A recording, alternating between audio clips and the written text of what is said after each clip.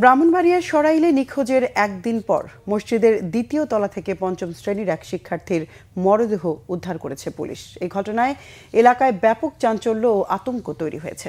সকালে উপজেলার শাহবাজপুর ইউনিয়নের ছন্দমিয়ার পাড়া থেকে মরদেহটি উদ্ধার করা হয়। নিহত শিক্ষার্থী ওই পাড়ার বাহরাইন প্রবাসী আব্দুর রাজ্জাকের মেয়ে ময়না আক্তার। সে লতিফ মুস্তারি সরকারি প্রাথমিক বিদ্যালয়ের পঞ্চম শ্রেণীর শিক্ষার্থী ও স্থানীয় একটি মাদ্রাসায় নুরানি বিভাগে পড়ত। পরিবার জানায়, শনিবার দুপুরে ময়না বাড়ি থেকে খেলাধুলা করতে বের হয়। অনেক খোঁজাখুঁজি করেও তার কোনো সন্ধান পাওয়া যায়নি।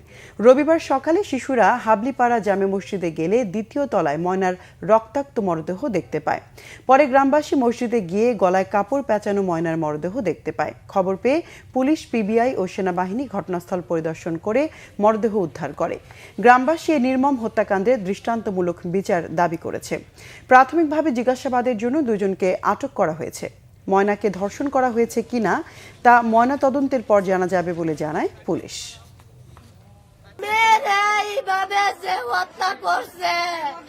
নির্যাতন করছে, অত্যাচার করছে, তিলে তিলে মারছে। আমি আইনের কাছে